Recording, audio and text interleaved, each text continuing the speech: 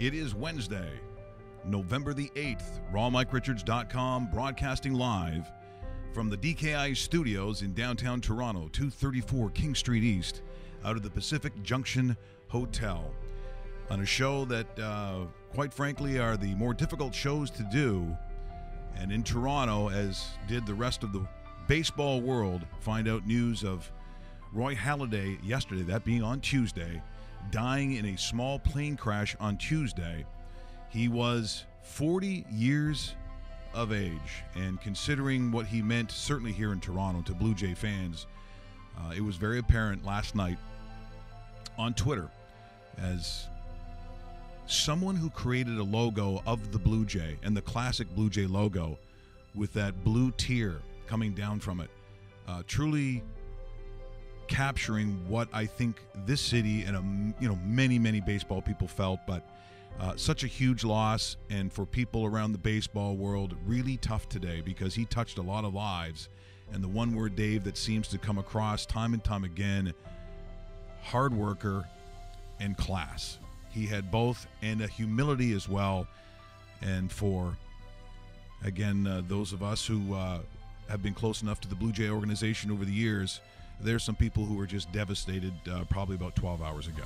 Yeah, just horrendous news. I saw a Twitter report just after, I guess, 3:30, 4 o'clock, and my wife sent me a screenshot of it. And then, of course, you start thinking, okay, it can't be him. Maybe he borrowed the plane to somebody else. Maybe, and you never want to say one life is more important than another, because it clearly isn't in the whole scheme of society. But you just sit there and you say, it can't be him. And then of course you see that press conference, and how the sheriff of the Pasco County in just outside of I guess St. Petersburg or Petersburg area in Tampa, how he held it together. It was difficult to watch. I reflect back on what I knew of Roy Halladay, because I covered the Blue Jays for 2 years, and I covered Halladay when he was the guy. Like, there was, he spent 12 seasons with the Toronto Blue Jays. I was in and around the 2006-2008 era, where he had a 20-game season. That ERA was always a league leader or close to it, and basically in a time in the Blue Jays franchise history where there was nothing really worth going to except Roy Halladay starts. That's true. Yeah. And those terrible black jerseys that you sat there and you went, really, it's the Toronto Blue Jays and you're wearing that garbage? Roy Halladay was the only shining star in that entire organization, and it's really sad. It's a very somber last 24 hours, and this is hard to adjust to. He's younger than I am. He's younger than you are, Dave, but not unlike you. He's got 2 children, and he was quite a family man from all accounts. Again, I never got a chance to meet the man. In fact, I guess a lot of that time I was out in Calgary, when you think about it. But what he meant to those in the organization. But by the numbers, it's funny, you hear people talk about, who was the greatest or who was the most influential. But I look at the time he spent, as opposed to, say, a Dave Stieb, and what Dave Stieb was surrounded by. Yep. As opposed to what Roy Halladay, because he had nothing. And looking at some of those numbers, Dave, and we'll play music that's not as somber, but let's go a little baseball. Let's go to what baseball fans are going to remember, and that is going to be his fantastic numbers on teams that gave him literally no support. I suppose Carlos Delgado, maybe that name's going to come up in terms of the better players that he had, but he did not have a lot of them, Dave. No, he didn't. You sit there and, Carlos Delgado's one of them. Vernon Wells is probably another one, when Vernon Wells was a capable player. Sean Green was a pretty decent outfielder that moved on a little bit later on. Guys like I guess AJ Burnett was I guess the number 2 in that rotation that really couldn't figure things out. They were basically a penciled together team that had this one superstar pitcher and a couple other little pieces, and for the most part, 500 was a realistic goal. Yeah. It really was. Like I remember I had a big family dinner yesterday, and we were talking about Halliday in general and what we remember and stuff like that. And the one thing I remember distinctly is I used to live on King West in a condo, and this was before I was married and so forth. And every 5 days I would find myself at the Sky Dome watching Roy Halladay starts, even if I wasn't working, because it was Roy Halladay. And that's how good that guy was. He was worth going to every 5 days. And yeah, I had the pass and everything, but I had the pass for 162 games. I went to Roy Halladay starts only. Yeah. And I did that for a while because you knew that you were going to get an incredible performance, and literally you don't see this guy getting rocked. And I still remember he used to warm up to Doctor, give me the news. I got a bad case of that one, that Robert Paul. And I still remember, like, I could hear it as he warms up, and it's like, what a cheesy song, but it's Roy Halladay, so it's okay. Yeah. You know what I mean? He could have played "I've Got a Lovely Bunch of Coconuts" and it wouldn't have mattered. It really wouldn't. But and it's funny. But I've loved baseball forever. But when an artist like that takes to the mound, it's a completely different scenario. And that's a great way of putting it, Dave. I really do. I think there is an artistry when you're at that level, at that sport, in that position.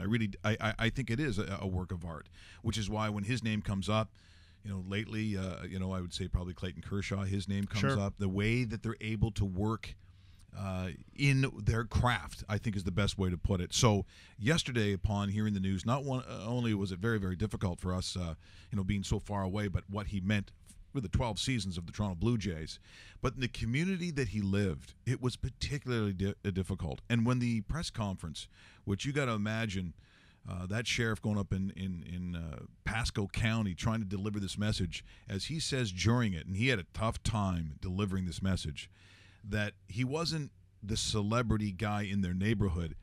He was their neighborhood. Their kids went to school together. Their kids played together. This was a tough day. And courtesy, do we know what news station this is?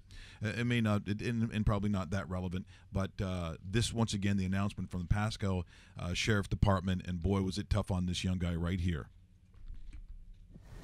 I can tell you that there was no Mayday calls that were sent in by the Tampa Bay Air Traffic Control. I repeat, there was no Mayday calls that were dispersed out there. The plane that crashed is an Icon A5. Icon, I-C-O-N, A5. The tail number, November 922 Bravo Alpha. November 922 Bravo Alpha. It's a single engine plane, 2-passenger plane.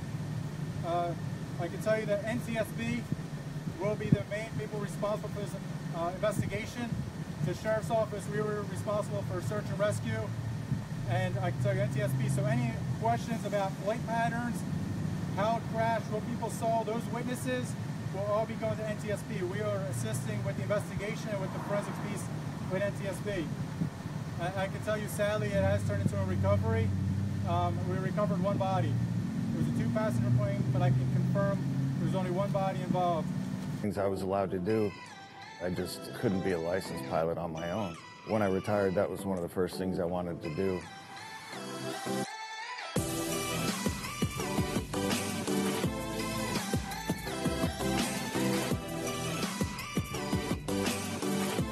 Brandy, look back and right there. I'm Brandy Halladay. I'm Roy's wife. I didn't grow up the way Roy did. I didn't grow up with airplanes or a comfort level like he did in small airplanes. She's fought me the whole way. Hard. I fought hard. I was very against it. I went down with him one day to the training center in St. Pete, and they said, oh, you want to go up for a ride? And I got up in that plane. I looked over and I said, okay, I get it. I get it. This is amazing. You forget that you're in a plane. You're just there, and you're experiencing the beauty of Florida or the water or the lake, wherever you are. Now that we're going to have one, I'm really excited. I can't tell him that. This is your baby. 001 out of 100 Founders Edition. That is pretty cool. To think that I get to take that home is pretty surreal.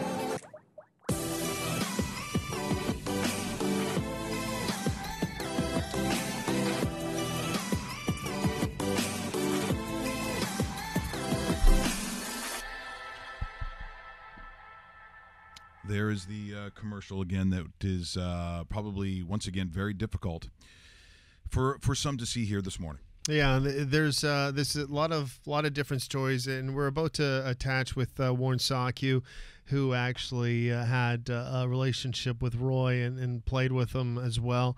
You hear all different kind of stories of what kind of person he was.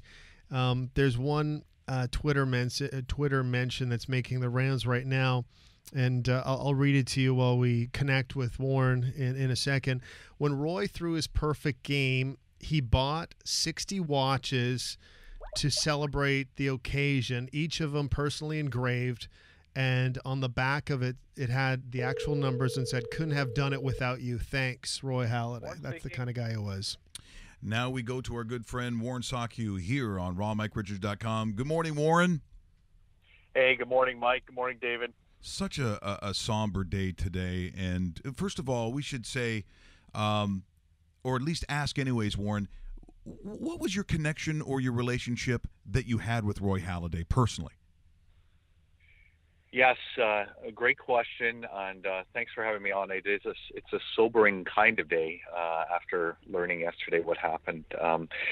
So Roy, as many have said, never really let that many in. I interviewed him. I traveled with the team, as you know. I did 2 years broadcasting next to Jerry Howarth, and I was able to interview Roy a number of times.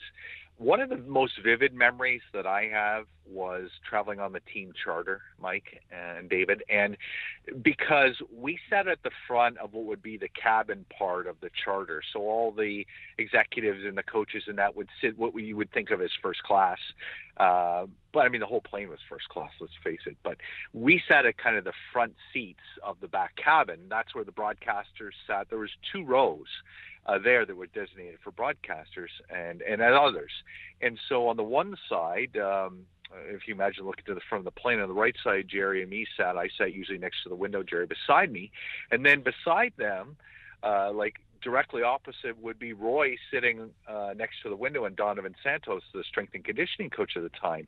And I always would watch them because Roy would come in, and like Roy always did, he had his routines, right? And they would set up their laptops and whatever, and they would start watching movies throughout the flight, or Roy would be watching his starts or doing his preparation for, whatever team we were going next to face or whatever his start. But I remember them watching movies, and I remember how happy he was. And, I didn't, we'd make comments and you'd chat, but you didn't really, you kind of let the players on the plane have their space. So I'd say that the greatest times in my memory would be, down on the field, getting a chance to chat with Roy, having an interview with him, asking him about the challenges he went through and, battling, going back to the minor leagues and then coming back up. And those were some of the special times, but I'll never forget those charter flights. And every time we got on, and I think back now, and there was Roy Halladay sitting watching a movie and laughing and smiling and just being, he really was a big kid at heart. And, it really kind of shone through with what he did with his kids and the way he gave back to the community. You also touched upon something that I think a lot of the great ones truly do, and I think we're able to put him in that category. And Dave used the word earlier today, artistry, an artist, and I think that's so bang on. But there's also a real methodology to some of these guys, and for some people they would think, okay, so the greatest pitchers have to be the guys who go out and strike out everybody. But then there's also the kinds of cerebral guys, I think, in at least to his method, which was, well, why throw 3 pitches when if I can, throw a ball that gets them to put it on the ground and maybe get a double play? Maybe they do get a hit. But it seems like he could throw less pitches because he had a lot of complete games, and there was sort of a method to the madness. There was a way that he sort of figured out, I'm going to last longer if I can get these guys to put the ball on the ground, so therefore maybe sometimes the pitch count wasn't as high. I mean, there's a real genius to kind of what he did. Do you feel the same way about how he worked? I am amazed at his rigor and discipline, and Mike and David, great points. I think about, and I was speaking to my wife last night, Amanda, about this, and I said, and I literally, like, tears came to my eyes because I said, he left an imprint on me. Like, as I live my life today and the things that I learned about post leaving the broadcast booth and understanding, what it's like to be at the highest levels as a broadcaster, a major league broadcaster, when I, like literally the fan approached me, for that role. And I really, I'd done broadcasting, I'd been on Sportsnet and that, but I didn't really have, the Tom Cheek credentials in that. I wasn't a lifetime broadcaster. And then to have it ripped away so quickly. And the way I relate this is that I got to AAA, and that's, a lot of people say, oh, that's really good and, great. Well, I didn't make it there, and Roy made it. Roy went back to A-ball to make it all the way back up. And the mental discipline and the toughness that he showed and what he brought to that mound every day was that rigor and discipline. And I think about how he repeated his delivery, but he was so strong mentally that he kept himself focused, and he took it to a whole other level. Like, not many could live. It was almost, I want to say robotic, but he could get into that zone where literally you looked at him and you looked right through him, and he didn't even see you barely. And that's a special place. And I think back, and, as I said, my wife and I, we get up 5 a.m, we're working out, and it's a daily routine now for us. And, I look at it and I think a lot of that I learned from Roy, and a lot of it I learned that I can be better than others, and I can be better if I put the right work in and I do the right things and I have the right focus. So, when I say and I look back that he left an imprint and what he meant to me and how I carry it on my life ever since I left that booth at the end of the 2006 season, that's where yesterday hit me like a ton of bricks. Hey, Warren, good morning. Great talking to you, and thanks for joining us today. You touched on one thing when you told us about the story on the plane, and we hear a lot of different players, and it's funny. It's not only are you hearing teammates of Roy Halladay come out, but you're hearing a ton of players that he faced and the respect value. And I don't know if we've seen this in quite some time about how many people are coming out and saying that this was a guy I watched, this was a guy I modeled. And this, for all intents purposes, this was the opposition, wasn't it?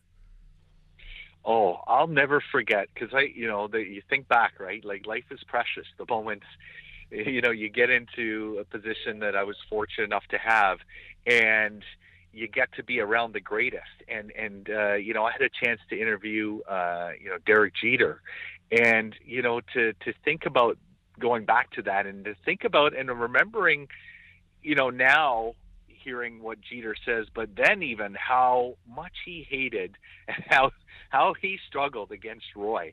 Like, Jeter never took days off. We know that. But I think if he could have taken days off, it would have been against Roy Halladay, because you're talking about, one of the greatest to play the game in Jeter and longevity, and yet Roy made him look silly, right? And he, I'm looking back at clips like A-Rod, these are great hitters.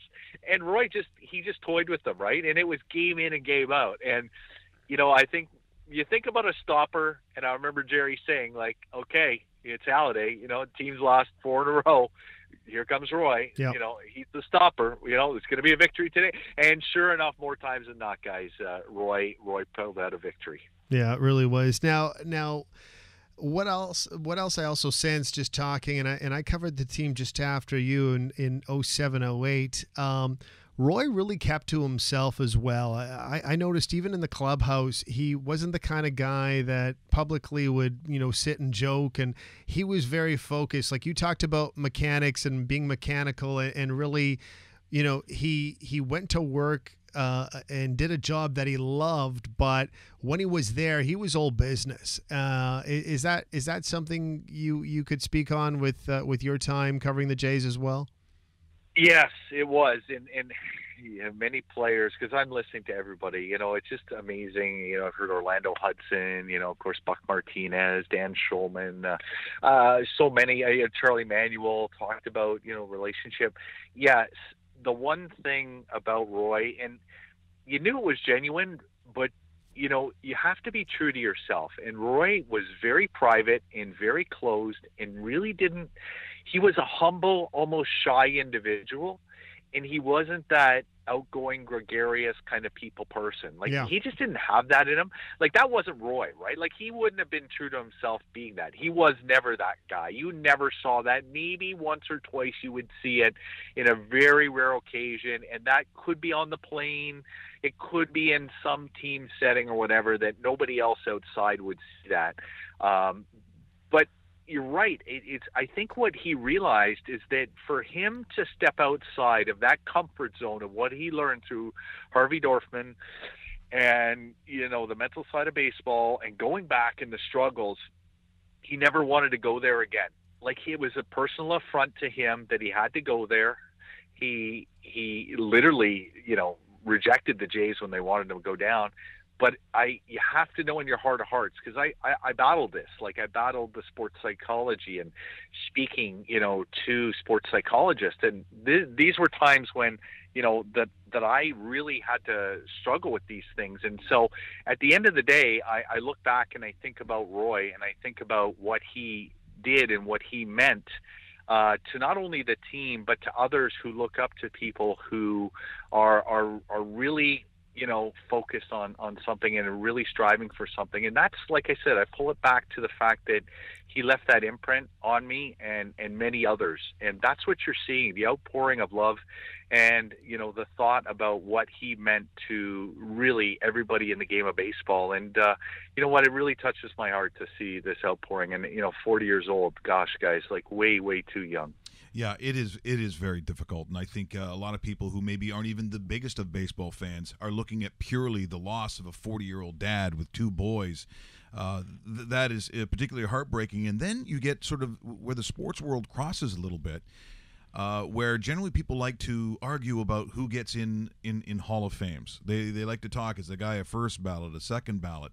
Well, Roy Halladay, when he gets in, when someone goes in posthumously, it's tough enough, but I think the emotion that probably and conceivably could happen on that day is going to be incredibly difficult, not only to watch, I think, but just knowing that, a guy who achieved what he achieved, and like, granted, I feel he'll be looking down on that day on his family, but that still isn't going to make it any less difficult, and I believe that that's probably going to happen. Yes, I know. Well, I think about, you think about Pat Burns and others who've gone in, like going in posthumously is a difficult one when, you look at what he did and you think about the two Cy Youngs and 8-time All-Star and the throwback, right? Like, this is an individual, I can't tell you how many times he led in complete games, but this just doesn't happen. Like, that doesn't happen anymore. And he did it like year after year, it seemed like. And it was like, who is this individual? Why does he, he keeps himself in such great shape, and he's so pitch efficient that he can do this. And to me, the greatest need to be remembered, and he will be remembered. And you know what? I mean, I think he was going in regardless, gentlemen. He's definitely going in now, because passing away this young, I think his numbers are all there. And then I don't see any reason why he doesn't go into the Hall of Fame. But it'll be a tough day. And, you think about other tough days for players. Like, this has touched me twice now, guys, because I played with Corey Lytle, who you remember played with the Jays and then went to the Yankees, and he died in a single, commuter plane accident in Midtown Manhattan. And, now Roy, and, I think of other great ones we've lost, and, it's a shame to see that. But I think back, guys, I can't say enough about Roy Halladay and what he meant to me, just as, I didn't get to know him truly like a great friend or whatever, and very few did. Mm-hmm. Like, literally, you heard teammates say that. But the mark he left on me is vivid, and it's etched in there, and it'll never go away. And I thank Roy Halladay every day for the fact that I got to be that close and to see him work at his craft every day and dedicate himself to being the best he could be. Warren, thanks so much for joining us here this morning. Again, not an easy topic, and but it is sharing the stories and personal effects that sort of have people feel a little closer to it. And again, it's almost that process of mourning that people do go through. So even today, for those that are watching here on camera, or those that will download the podcast, I know they really appreciated your words today, and so do I. Thanks for having me on, gentlemen. It's always a pleasure, and I'm really glad that I could see. It's cathartic to speak about somebody that you looked up to like that. So thank you very much, and anytime you want me on, I'm there. Well said. Thanks, Warren. That is Warren Sakyu joining us here this morning, and what a marvelous job he did. And cathartic was really the way to put it, and that's exactly how it was for us here this morning, listening to those words from Warren Sakyu. And they are words that have been echoed by, as you mentioned, many people who he touched in a way that wasn't, as he said, it wasn't gregarious. It wasn't like him going out and putting arms around people and going for beers. That just wasn't. No, that wasn't his style. No, that's exactly it. And yeah, it just, because he kind of talked about it, and that's why I kind of got into it a little bit with him. He wasn't, when you went into that Jays clubhouse, he wasn't the guy that was turning up the radio or the stereo, that whatever they had going at the time. He wasn't the guy that was cracking jokes or throwing towels or doing that sort of thing. He was 100% business, and you look at different generations, and there's an argument to be made by, in his generation, he was the guy. There was a lot of comparables out there, but this guy was clean his entire career. This guy was a multi-time All-Star, Cy Youngs in both leagues. He basically had it all, and I would be very disappointed if next season, and I don't think this is going to happen, but next season the Jays should be wearing a 32 patch. There should be a ceremony for the Wall of Excellence that they have at the Dome, and unfortunately for the family, because this is going to be a really tough situation in the next year or two or whenever it might be, there will be a Hall of Fame celebration. And as we kind of touched on, it's that much more difficult knowing that it's the family that has to speak on behalf of Roy and not Roy himself because of what has happened yesterday. You're watching rawmike.richards.com or listening on the podcast. We appreciate when those subscribe, not only both to the website, but to YouTube as well. And it has been the kind of day where, as we organize certain things, Murray Howe, who actually was in town last week and was going to come in studio, but of course the show was on hiatus. I was down in Mexico, and so we figured today would be the right day to have Murray on. But there is sort of, when you think about it, a strange connection in a very popular athlete passing away and how family deals with that. Now, Murray's written a book called 9 Lessons I Learned from My Father, based out of Toledo, Ohio, as we will give him a call this morning to see exactly not only the lessons, but, his take probably on a day that's difficult around North America. Reading room. I'm looking for Murray Howe. It's Mike Richards calling. All right, just a moment. Oh, we could be calling the hospital. Possibly. I think it might be it. Yeah, exactly. Because it is Dr. Murray Howe, by the way. Exactly. Actually, Dr. Howe. Dr. Howe, it's Mike Richards calling from Raw. Mike Richards, thanks for joining us here this morning. Appreciate it. Hey, Mike. Yeah, totally my pleasure. It's, in the strangest of how world works, as you know, and you being a physician, you know that sometimes things collide. And as before we bring you on, we're talking about the loss of Roy Halladay in a single plane engine crash, and so there you have a very well-known athlete in North America, and people sort of mourning that loss and that connection that athlete had to people. Well, no one's lived it more than for instance the Howe family upon your dad passing, and I think for a lot of people, they just, look at, your existence and how in the fishbowl it must be. And so, again, on the passing of Roy Halladay, here we're talking to someone who had maybe the most famous father in the history of hockey who passed away. Yeah, it's it's a pleasure for me to be able to share my own father, and what I knew, of him and how he inspired me and so many people, and kind of keep his spirit going. In the book, 9 Lessons I Learned from My Father, the first thing I guess people always ask you is, seriously? Just 9? There's only 9 from Gordie Howe? But I'm sure. Well, As you know, 9 was certainly a magic number in our house, and we always fought over who got to wear number 9 in any sport that we played. And so I knew that the book title would have to include the number 9. But yes, in reality, there's probably 999 lessons in there. I know where to start. I mean, there's so much about your father that is beloved. And I think the one trait, at least to me, that I get beyond the numbers and the records, it was the man that who he was and then who he wanted his sons to be. I think that's very important to understand that connection I just mentioned about athletes. He was seen as a blue-collar guy. He was not seen as, that celebrity who was untouchable, the guy who was put up on a pedestal. Maybe we did that for him, but I think the love and the outpouring was the fact that he was an everyday guy who worked for a living. I agree. Just in the visitation at Joe Louis Arena, it was just amazing. There was 15,000 people. We went for 13 hours, and originally as a family we thought we would just kind of sit off to the side and people could come over and say hello if they wanted to.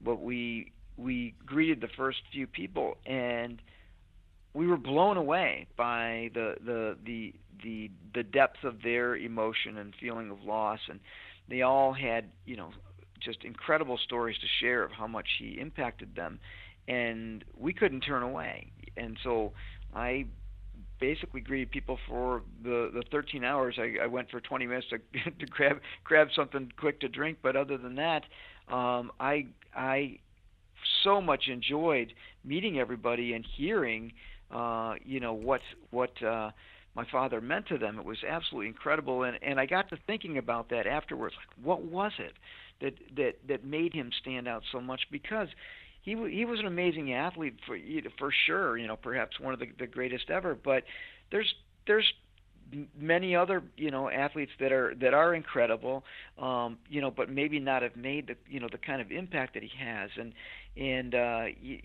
in putting together the book, I came to the conclusion that it wasn't his athletic achievements that made him so amazing and great. It was really how much he cared and how much he gave of himself to every person that he met, and that's what allowed him to be so great. And the neat thing about that is it's something that we can really all aspire to, and regardless of what we do for a living, or what we accomplish, in the rest of our lives, if we give of ourselves in that way, we have the ability to impact people profoundly. Dr. Howe, David Bastel here. Great talking to you this morning.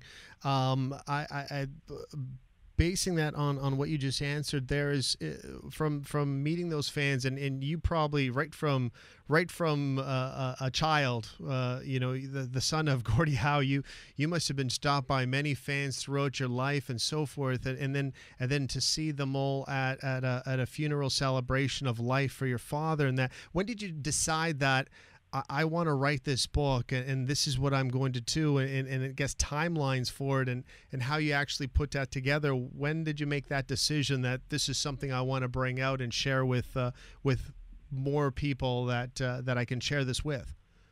Sure. So a few days after he passed away in June of 2016 was Father's Day. I woke up on Father's Day, and I was just crushed that I didn't have my father there to be able to hug and to let him know how much I appreciated him being my father. Father's Day was always a big day for me, and I would always plan something with my dad, take him fishing or golfing or on a hike or do something really. And the fact that I just couldn't literally have him there was just like a huge hole in my heart. And so I thought, what could I give him? What could I still do for him? With him not bodily there, I thought, well, what would be better than putting down on paper everything that he stood for and who he was as a father and as a man, and really just help to keep his spirit alive and carry on that legacy. And so that was the genesis for the book. Murray, when Mark came on our previous show that we had at TSN, I said, of all the different sort of life lessons you could have learned, I said, so what is the one thing that you got from your dad upon being professional? He said, shut up. Shut up and listen. You know, that was, he said, if you want to learn, that's how you do it. Shut up. Yes, and he was perhaps the wisest man I've ever met, even though he never read a book in his life because he was dyslexic or had some type of learning disorder. He failed third grade twice. Yet he just had this incredible insight. And that was one of his many insights, was that you're not learning when you're talking. You know, you're learning when you're listening. And so it's really important to learn to be a good listener. And so he was the best listener, you know, ever. And it was funny because my mom was a big talker, Dad was a big listener, you know, and so they complemented each other quite well. And but he was right, especially in the dressing room, you know, for the rookies. You know, he loved giving them advice, but that was one of the first pieces of advice that he gave them, was just, you know, be quiet. Just listen to what's going on around you. Listen to the coach. Listen to your more senior teammates, and you'll learn a lot. The issues of brain and how the deterioration and the diseases. Dave and I were both at the Baycrest event where your dad was at, and it wasn't probably that long after that he had the stroke. But what I thought was amazing is you could tell he was still very physically strong. He was a physically strong man. He really, and even at this point, and even though there were certain effects that he had, he still was able to joke with people. He still made people laugh. There was still a real connection. And I go back to a personal story of both, actually, Dave and myself, as it pertains to our lives, and that is we have a very good friend, Tim Preston. Back in the day, so the Hamilton Red Wings, in the actual book right now, if you go back and take a look at Hockey IMDb, there was a trade. It involved his dad, that being Ray Preston, and Gordie Howe. Now, if Gordie Howe shows up somehow on your resume, even if you got a parking ticket and he saw it, that's a pretty big deal. And it's years and years later, Murray, and it's a Hockey Hall of Fame event. And I want to say probably it would have been somewhere in the early 2000s. And Ray comes up to your dad. And this was a big moment for Tim, and he thought, well, you know, that we're talking back in the 50s. This is in the 1950s. And the one thing that Ray had as a working kid on a farm is he had some money, so he had a nice car. And he remembers that Gordie was quite taken with the fact that this kid that he just got traded for, you know, with the Hamilton Red Wings, had a nice car. So now in their, I would think probably their 80s, late 70s and 80s, they finally meet after all these years, and your dad looks at Ray Whitey Preston and goes, oh, yeah. The kid with the nice car. He's still remembered. I said, and that's the kind of stuff that makes the man. And I think of all the things that were great about your father, it's those kinds of things that stick with me.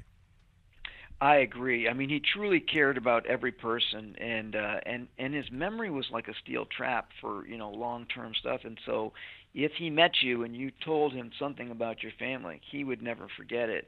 And it was phenomenal, you know, to see decades later how he, you know, would still be able to ask people about their you know, their family and details that just, you know, nobody would normally remember. And because he just loved people, he remembered those kinds of details. People were really important to him, and you sensed it, you know, when you met him. That was something that was immediately obvious that he truly cared about you. Now, you heard the story from Mike, and I have a story as well, but I'll get to that in a bit, Murray. But as a kid, and even today, as a professional doctor, and you know, and of high significance and everything like that, was it tough growing up sharing your father, considering that, you know, everywhere you went, you probably heard a story about him, and everywhere you went, somebody wanted a picture, to shake his hand, to get an autograph. Was that difficult, or is that just something that you guys, as the boys, and you just kind of got used to, and kind of, you know, I guess fell in love with that aspect as well? We saw it as a privilege, and it was because that was the landscape that our parents brought us up on. I mean, from our earliest ages, our family was an open book, you know, to the media and to the fans, and you know, you would find my dad out, you know, mowing the lawn or raking the grass, or raking the neighbor's, you know, grass, and he was completely accessible, and at the end of the games, he'd always be the last one signing. I mean, pretty much it'd be he and the night watchman that would close down the arena, and we just knew that that's how it was, and so they taught us that we had a responsibility to the fans, that the fans pay your paycheck, and you essentially have a responsibility to be to meet their needs, and also to be a hero. They really look up to the athletes, and you have a responsibility to carry yourself in that way, to be honorable, and to be generous with your time with them, and represent hockey, and represent your team well. Yeah, really well said. See, I've been married, Murray, for about 7 years, and I guess about 9 years ago, I'm going to say, my girlfriend at the time, who became my wife, took me to this event because Gordy was at this event, and I've always wanted to meet your father. I've covered, I've been in this business for about 15, 16 years. But Gordie Howe is the one person that I wanted to meet. So I finally got the opportunity, and of course he's shaking hands and he's taking pictures, and I go up to him and I said, "Mr. Howe, could I?" And I shake his hand, and I'll still remember how big his hand and how big the wrist was. It was, I mean, between Gordie Howe and Bobby Hall, which was also an idol of mine growing up, these guys could crush my hand. So I'll always remember going up to him, and I said to him, "Mr. Howe, could I get a picture with you?" And he said, "Absolutely, but only under one condition." And I said, "Yeah, you could name it," because I'm sitting here getting all excited, getting my camera set and everything. And he says, "Only if this young lady over there is in the picture with us." And it was my wife. And we have that picture to this day, yeah. Murray. And it's one of those. That was one of our favorite dating pictures, and it's something that we'll always remember. And your dad was absolutely outstanding, and I'll never forget that. That's so great. He had an appreciation for everybody, but he especially gravitated to women and children. He'd spend all day. He practiced magic tricks for hours so that he was really good with the kids, and he would just have them, mesmerized, and he could, make his finger appear to be pulled off, and the kids would just be their mouths would drop, and of course he was never afraid to just lift any random stranger kid, over his shoulder and hang them upside down and drop them on their head. And my mom would, always tell him, like, "Gordy, be careful, you're going to hurt him." And he's like, "Oh, I got him." And he's got one arm, have him dangling.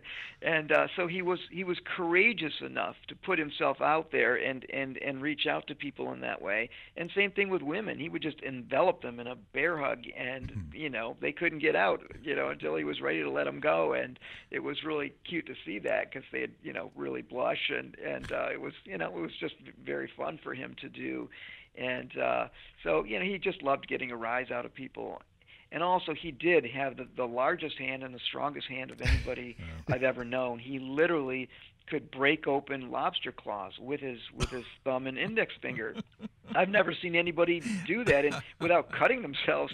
I mean, we would, if we'd have a family gathering, we would just sit there and watch him do this. So we're like, "What is he doing? That's unbelievable." I would try it. I'd just go, "Oh my gosh!"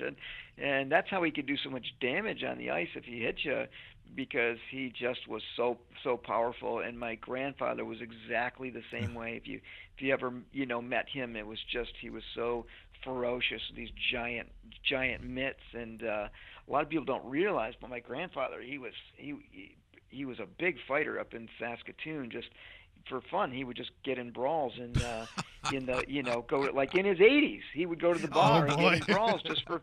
You talk about Dad's longevity. I mean, it was unbelievable, and Dad was deathly afraid of my grandfather because he was so powerful and so ferocious, and it was, it's no surprise that Dad was as great of a fighter as he was, because he learned from the best. What a great time here this morning, Murray. I suggest people, what a great Christmas gift. 9 Lessons I Learned from My Father. It's Penguin Random House.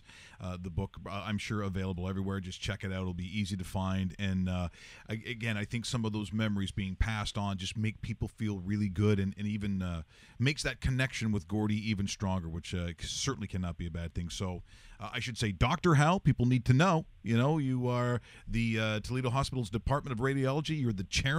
So things have turned out well for you, even though there was an absence of professional hockey. Can we say that? Well, sure. I feel so fortunate, just like my father, that I found something to do, a career that I love doing, and I just truly thankful for that. And of course, my parents were able to benefit from my medical expertise over the later years of their life, and that was very satisfying for me to finally be able to give back in some way to them. Do you make your brothers call you doctor? Do you do that? They would kick my ass. Awesome. Murray, thanks so much for this morning. Really appreciate it, and have just a great time and a wonderful holiday season that's coming up for us. Thank you, Mike and Dave. My pleasure. That is Murray Howe. Awesome. That was just awesome. The show starts off in a pretty tough way, Dave. It does. And I'm thinking, boy, we got to connect this thing and sort of bring it to a place of warmth, and I just feel like I got a bit of a glow actually right now, to be honest. And can you really, for those that watched him play, and for those that are Gordie Howe fans, when he's talking about taking those grandchildren, little kids, and holding them up with one arm and swinging them around, having little kids climb up, can you not actually just see that in your head? 100%. Yeah, 100%. That would be the type of picture I'd want to have my girls take a picture with him, but obviously they never got a chance to. But the story I told Murray is something I'll be telling them when they're our age, kind of thing. It's it's Mr. Hockey, and this is what actually happened.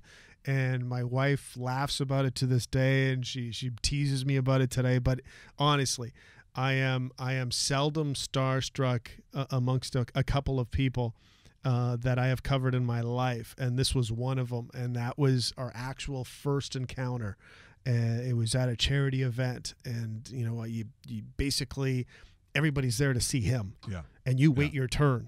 And I don't care if it's 2 hours or 1 hour, whatever it is, you wait your turn. And it didn't bother me one bit. And when I went up to him and he said that to me, I was like, oh, well, absolutely. It was a lot of fun. And this guy, he was larger than life, and he was what made the room once he entered it. Well, as I said, looking at what we had in front of us, and I know that, and people should understand that Dave goes out and finds these fantastic guests that we get, and you plan for moments that are going to be advantageous for them to come on. You can't know how life turns out, and for Roy Halladay, passing away in that plane crash, and we're all just looking at it yesterday, like, just tell me this is a TMZ. Joke, or even as unfunny as that would be, like, just tell me that this is not correct. We realize it was.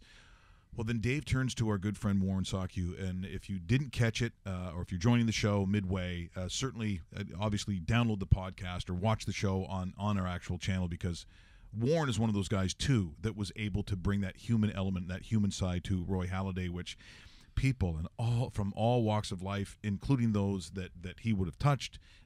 On some of the stations, you would have heard of Ricky Romero talking about it, who's pretty broken up.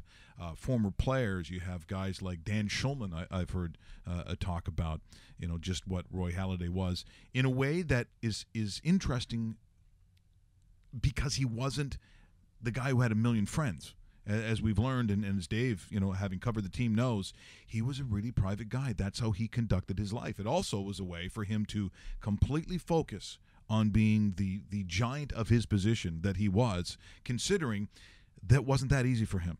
There were some problems early on. In fact, there were those who said at some point, I think it was Cito Gassi, goes, well, at one point, he wasn't that good. Yeah. Like, to think that someone would say that about Roy Halladay, that's the kind of thing where he goes back to A-ball, starts working on those kind of mechanics, and still ends up being a guy who plays 16 years with, winning 22 games on a junk team. Yep. Is just so remarkable. Even on good teams, guys can't win 22 games. Nope. Really a phenomenal athlete. Yeah, he really was. And you're right. the buildup of Halladay and how he, in his first couple of games he was close to a no-hitter in his first couple of games, and then the breakdown from management saying, you know what, your arm slot, and let's not forget this, guys. This Roy Halladay was 6'6". He wasn't a small pitcher, so everything he grew up doing as a kid, past high school and so forth, before going to the pros, everything he did, they sat there once he got to the level and said, no, you have to adjust arm slot when you're delivering the pitch. And to do that, he literally had to break it all back down to single A ball, which, a lot of people, it's prospects, they're Tim Tebow's playing in it. Yeah, they're diamonds in the rough that never ever make it. You never ever see them again. For him to build himself back up to not only a Major League Baseball player, but the greatest pitchers of his generation and his era, and one of the greatest pitchers in the history of the Blue Jays. I mean, there's a conversation to be made that it's either him or Dave Stieb as the greatest pitchers in the history of this organization that's been around for 40 years. And a lot of people are going to say Roy, including myself.